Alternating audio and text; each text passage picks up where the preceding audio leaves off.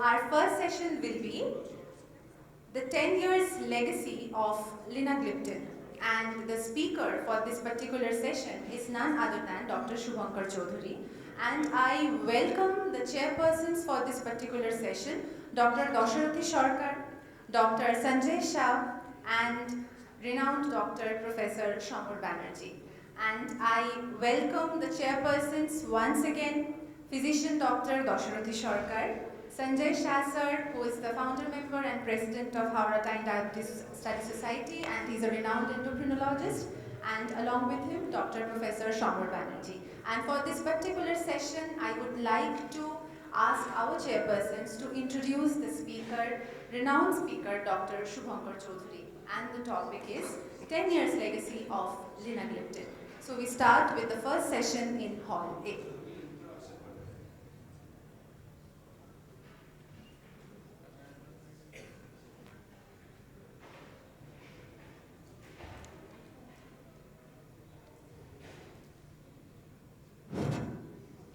Welcome you all in the opening session today. Speaker Professor Subhankar Chowdury. He needs no introduction, I think. He is the professor and head of the Department of Endocrinology, IPG1 in Kolkata. He was the President Endocrine Society of India. He was ex-chairperson RSSDI, West Bengal branch, and also Endocrine Society of Bengal. Now his topic is very interesting. It's 10 years legacy of linagliptin. You know, linagliptin is a very good anti-hyperglycemic drug, DPP-4 inhibitor. It is unique in action and also less complicated. And it can be given in nephropathy, in hepatic dysfunction. Legacy effect means the metabolic memory. And if you control the sugar early, and it will give benefit, the body will remember the early satisfied the treatment. And linagliptin also have some extra glycemic effect, like neuroprotective effect, like in Alzheimer's disease it is now using. It diminishes the ACD, the accelerated cognitive dysfunction. It also increases and protects the nitric oxide and maintains the level of nitrate and less depletion of the nitrite, and it in turn causes lowers the insulin resistance. Anyway, it is very, very interesting part. Over to Professor Chowdury to clarify all these things. Thank you very much, Mr. Chairpersons actually, and I'm really thankful to Howrah Town Diabetes Study Society for giving me this opportunity, and especially to Dr. Sanjay Shah for allowing me to speak maybe a little bit out of turn so that I can get back to my hospital.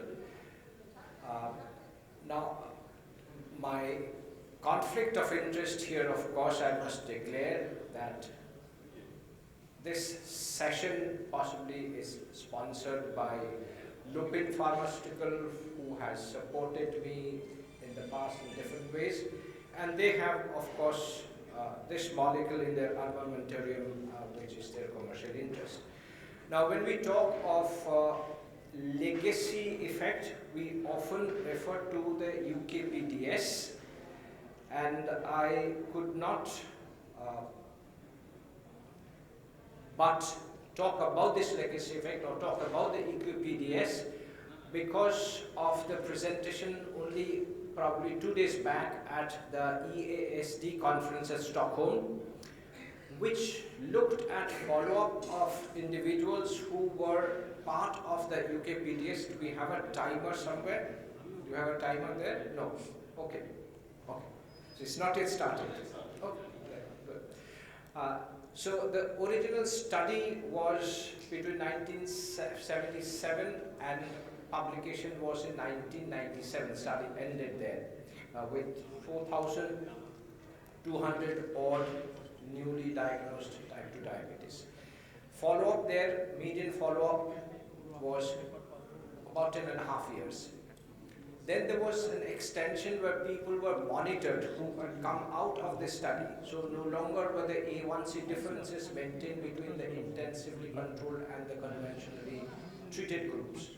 Nonetheless, they were followed up for another 10 years. So in 2007, that ended. And that included 3,277 with a median follow-up of 17.7 years.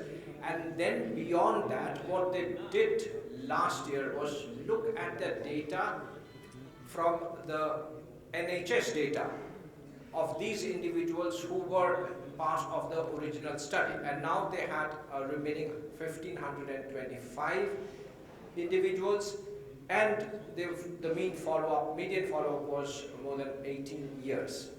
And so what it showed was, remarkably, those who were assigned to an intensive glucose control initially in the metformin arm. There was a metformin arm, there was a sulfonylurea or insulin arm, and there was a conventionally treated arm. Now those who were intensively treated with metformin initially, and remember now in 2021 when they last had a look at those individuals, the A1Cs were not maintaining the same differences, but still you look at any diabetes related endpoint, you look at myocardial infarction, you look at all-cause mortality, all were significantly lower in the group which was intensively treated initially.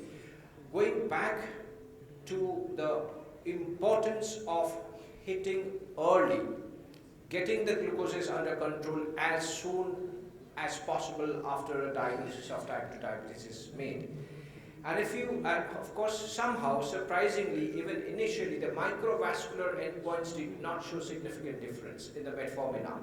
If you look at the other arm, the other intensive control arm with sulfonylurea insulin, with all of these four parameters, there was statistically significant betterment, improvement, almost 44 years after the start of the study in 1977. So that really talks about the importance of the legacy effect. So having said that, we do understand that as the disease progresses, other complexities keep on getting added to the initial issue of glucose control, and people will develop one or the other complication, cardiovascular, kidney, nerve, retinopathy, and so on and so forth, which again makes the treatment more difficult, complex, and challenging. And this applies, what's written over here applies to any condition that we treat, especially any chronic condition that we treat. And the most important amongst this are efficacy, side effects, and cost. So any drug that we choose, I think these are the main considerations. And of course, suitability for a given individual in terms of comorbidities, that's also an important determinant. We know the newer classes of drugs that have come over the last, let's say, 15 years or so, which includes the DPP-4 inhibitors, of which linagliptin, our molecule under microscope now, belongs. And we have a plethora of these DPP-4 inhibitors in our armamentarium in this country at this point of time. Then there are the other very exciting class of molecules, the SGLT2 inhibitors. Again, we have 4 of them in our country. And then we have the GLP-1 analogs, which were conventionally injectables, but now we also have got an oral version of GLP-1 analog, oral semaglutide. But these are far more costly. And so for most of our patients, possibly despite different guidelines, we are not in a position to use these in many of our patients. And if we compare these 3 major classes, we know in terms of efficacy, the DPP-4 inhibitors have intermediate efficacy, but they are weight neutral. They do not of their own cause hypoglycemia. In relation to atherosclerotic cardiovascular disease, they are clearly safe, but we have others like GLP-1 receptor agonists which have shown a positive effect, a beneficial effect. Cost is still an issue, especially with linagliptin at this point of time, but much less compared to the GLP-1 receptor analogs. And then we also know about use in CKD. Again, in diabetic kidney disease, they have got a neutral effect. There are some which have some positive effect. And then the issue of renal dose adjustment. Here, I think linagliptin scores way above others in that you do not need to change the dose in relation to the CKD stage that the individual is in. Issue of pancreatitis, I think theoretically yes there is, but in practice I don't think that's a major issue. And then we also know the adverse effects related to the other two major classes. So when we are choosing an agent, and as we have seen, as we have learned, that early glycemic control is very important early in the course of the disease. And early in the course of the disease, quite often you do not have the other comorbidities like CKD or cardiovascular disease many a time. So any agent which will be effective and which will be safe, which is weight neutral, should be a good agent to use, and in that context DPP-4 inhibitors fill a major need of our patients. And especially when we talk of weight loss, we do understand that SGLT2 inhibitors and the GLP-1 receptor analogs have an added edge of causing weight loss, whereas the DPP-4 inhibitors are only weight neutral. We do remember that many of our patients are non-obese overall if you look at BMI, though of course they do have increased amount of visceral fat. So the extra weight loss effect may not be as important in many of our patients that we treat. And the other issue that I wanted to make is possibly at or close to the point of diagnosis of type 2 diabetes, not more than 50%, possibly less than that, will have existing atherosclerotic cardiovascular disease or heart failure or CKD, where there may be a compelling indication to use the other class of agents, the SGLT2 inhibitors or the GLP-1 receptor analogs. And so I think all guidelines do recognize that, and we have had a guideline coming in, the ESD-ADA guideline coming out yesterday as well, but it's understood that the DPP-4 inhibitors continue to play an important role with minimum risk of hypoglycemia. Now, I don't need to go into the details of the mechanism of action of DPP-4 inhibitors. It has been around for several years now, and you have gone through these slides many a time. The main action, I do believe, is still at the level of the pancreas, a glucose-dependent insulin secretion and glucagon suppression. There are many other collateral possible benefits, but I don't believe that those are primary action of this class of molecules, but they can be handy as add-on benefits to a molecule that we use. Now, here's a comparison between SGLT2 inhibitors and DPP-4 inhibitors as classes in people who are failing to maintain glucose control on metformin monotherapy. And there have been 7 head-to-head trial comparisons which were included in this sort of systematic review. And what it was found was that the DPP-4 inhibitors and the SGLT2 inhibitors compare similarly in terms of A1C reduction ability.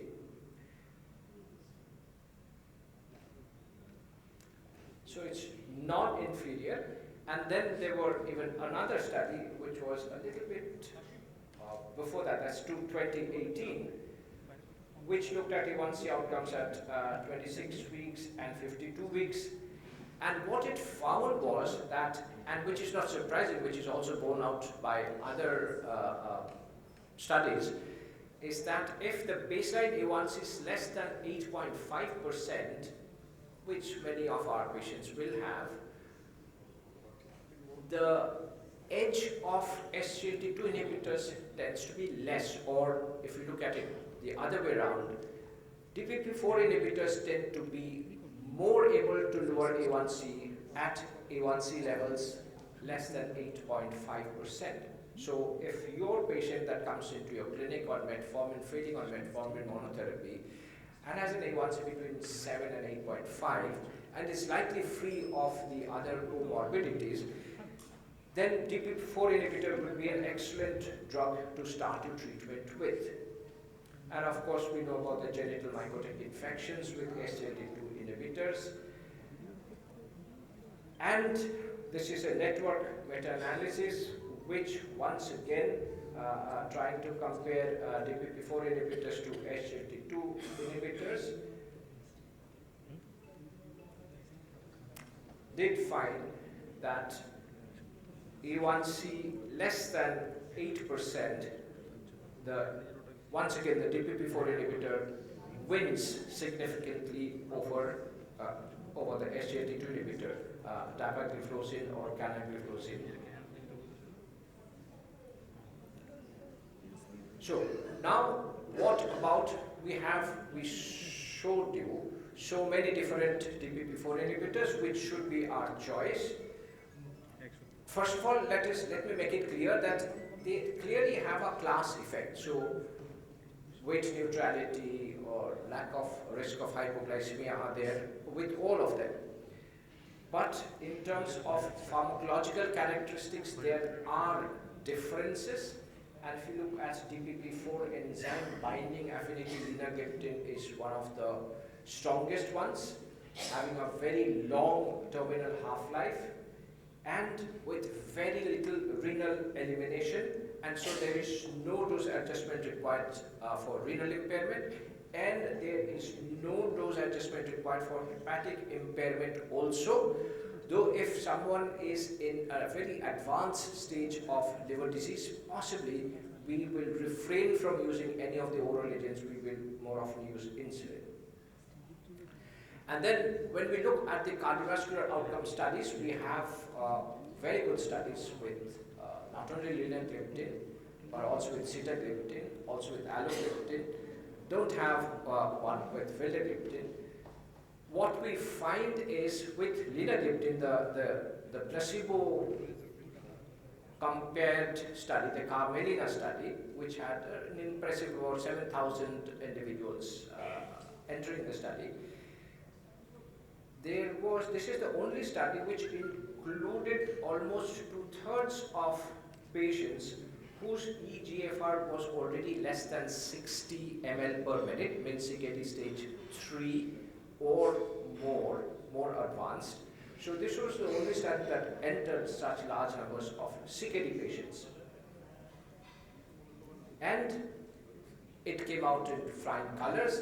So this is possibly the maximum number of ticks or green boxes you can see are there with linagliptin, whether monotherapy, dual therapy, triple therapy, high severe risk, presence of heart failure or in terms of heart failure, and in those with high kidney disease risk. So linagliptin seems to score, seems to be safe, and I'll come to maybe a little while later. So this is a comparison between Lina and Sita. Once again, I think both are good molecules to use, except for the fact that Sita requires a dose adjustment in relation to CKD stage. And in terms of cardiovascular safety, I think both are safe. I think we can go across. Yeah, so if you look at linagliptin, I think very little renal excretion is an advantage compared to all the other gliptins that are available. teneligliptin, evogliptin have smaller studies, but they also have relative safety in presence of renal impairment. And linagliptin has this advantage that it's sort of a single dose fits all. So no dose adjustment for anything related to duration of diabetes, age of the individual, whether there's presence of CKD or liver dysfunction, body mass index, ethnicity, it's the same dose. And it leads to significant A1C lowering. Whatever be the background therapy, it's all relatively similar and the efficacy is similar. And there's a huge amount of clinical experience with the use of linagliptin, first in the course of various clinical trials, and then of course post-marketing exposure over the last more than 10 years. And now this is coming back to the cardiovascular safety profile and the Carmelina study. So of course we do know that it's safe from the cardiovascular point of view.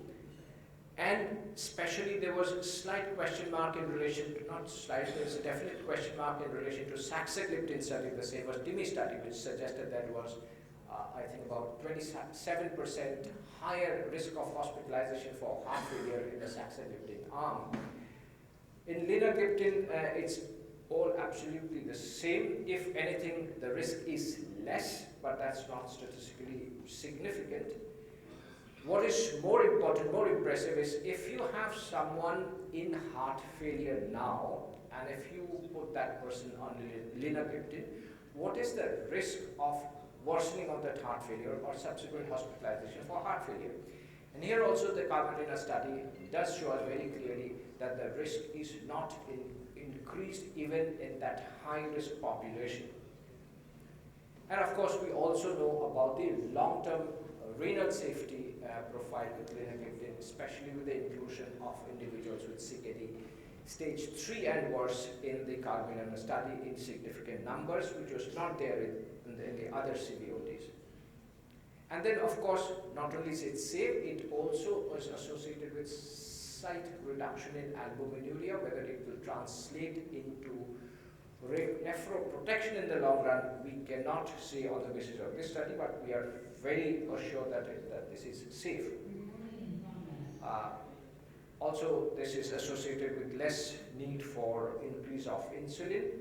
And so, coming back and trying to sort of wind up, we have linagliptin as a molecule standing out amongst all anti-diabetic agents, and especially amongst the DPP-4 class of drugs, because of its comprehensive data in different categories of patients.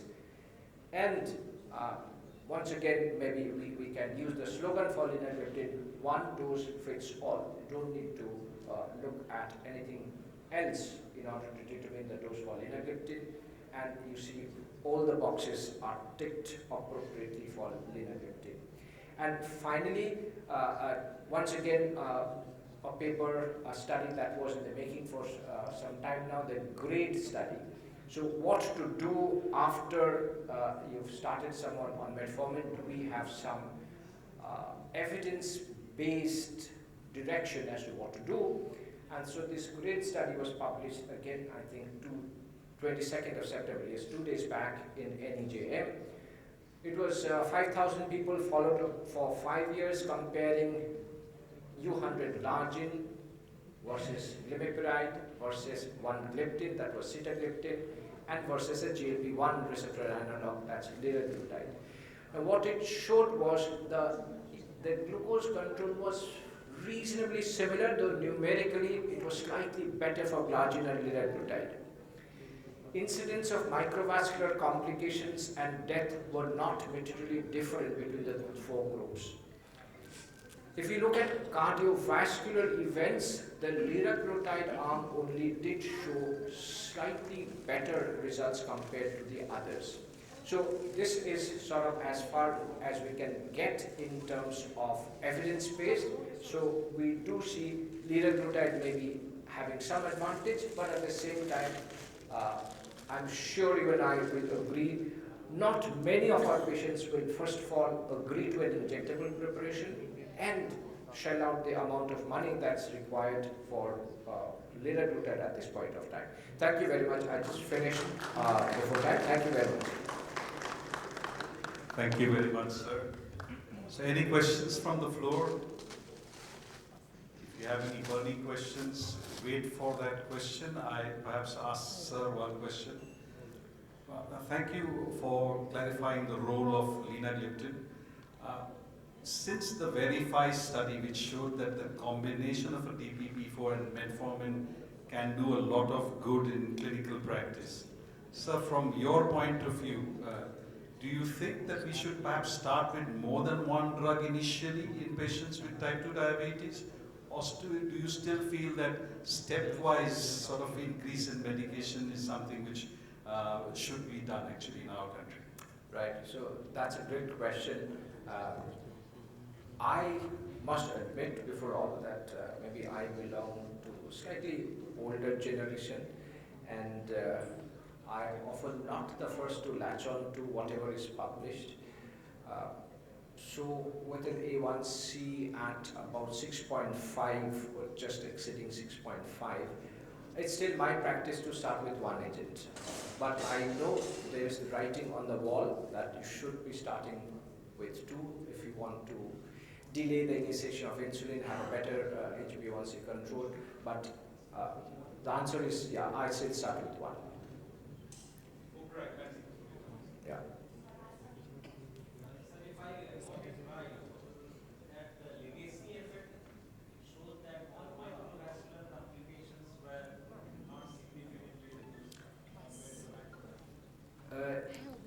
Yes, that was surprising. I mean, that was in the metformin arm. In the other arm, it did show that the advantage persisted. For the metformin arm, for peculiar reasons, even in the initial study, the reduction of microvascular events was not statistically significant. It wasn't there even at the end of the study. Means at the end of 44 years, if you can call it the maximum follow-up. But I don't have a way to explain why it should be.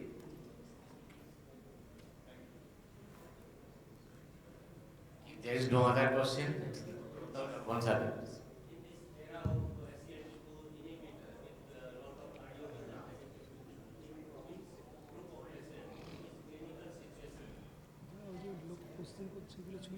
Clinical situation, you will prefer gliptin rather than SGLT2 inhibitors? So gliptins are very easy to use.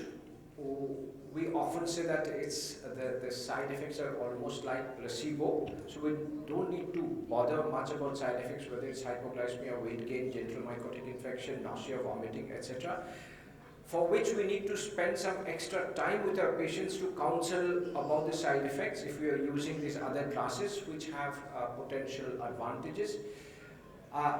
So for most people failing metformin now, with the A1C not being terribly high, not 10 or thereabouts, if it's around 8.5, I still would be starting with a gliptin, adding a gliptin, if there is no definite evidence of cardiac failure or definite evidence of DKD. In those instances, yes, SGLT2 inhibitors would be my choice. And as I said, and studies have also shown that at least 50% will be in this group who do not have these additional comorbidities and so would likely benefit from DPP-4 inhibitors. The other point, if we look back at the EQBDS and think it's still valid to look at those data 44 years down the line, so you did see reduction of everything, mortality also, all-cause mortality, cardiovascular events, without the use of GLP-1, without the use of SGLT2 inhibitors. The point I wish to make is glucose control still remains important. We know we are paying importance to sugar and beyond, but it means sugar is there, so sugar's importance is there. So whatever is easy to control your sugar with, please do use it. And if you use some other agent, please do remember the sugar control is also important. I've given an SGLT2 inhibitor and so everything is taken care of. No, that's not correct. Thank you, sir. Thank you very much. A big hand to Professor Chowdury. And can we have a photo opportunity with the speaker? Camera.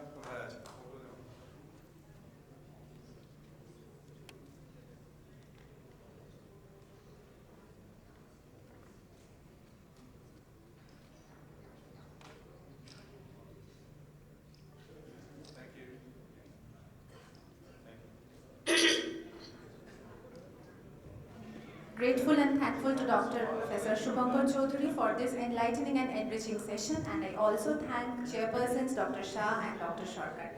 And I also thank the industry partner Lupin who has sponsored this session particularly.